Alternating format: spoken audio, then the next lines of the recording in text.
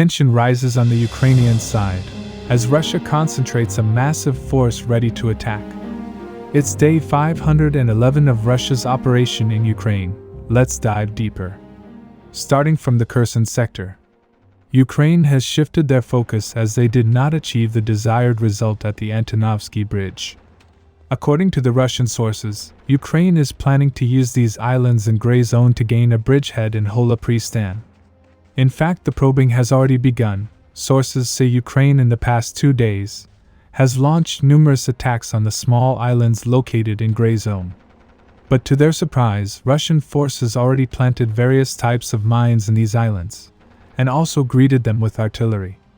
As a result, they were able to destroy 3 boats full of personnel, while other boats managed to cross the river and are currently somewhere on these small islands.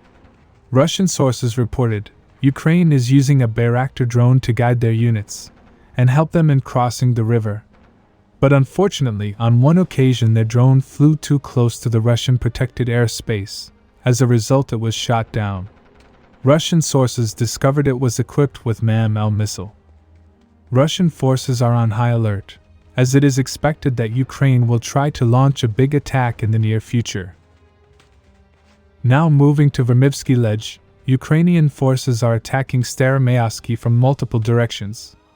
According to the Russian sources, Ukraine is now using larger caliber artillery to hit Russian positions. Attacks are mostly done by infantry, and sometimes with support of the tank. Ukrainian forces have been attacking like this non-stop. As a result, they were able to take the area northwest of the village.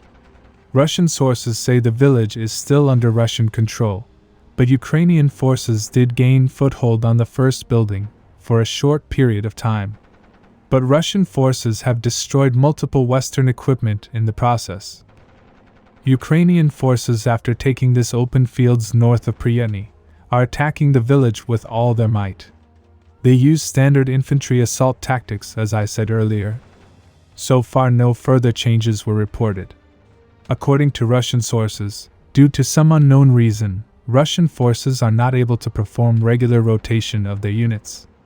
And due to the non-stop assault, many units have become exhausted. Exact same issue was raised by the recently dismissed Russian general.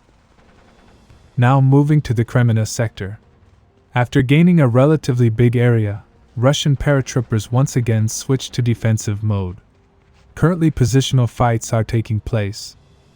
Russian forces are launching probing attacks on Ukrainian positions several times a day.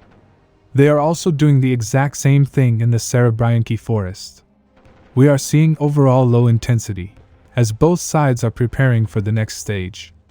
As Russian armed forces have increased their groupings around this area significantly, Ukraine has evacuated civilians from the village called Yampol. In addition, Ukraine has brought in a special tactical group to hold off the Russians.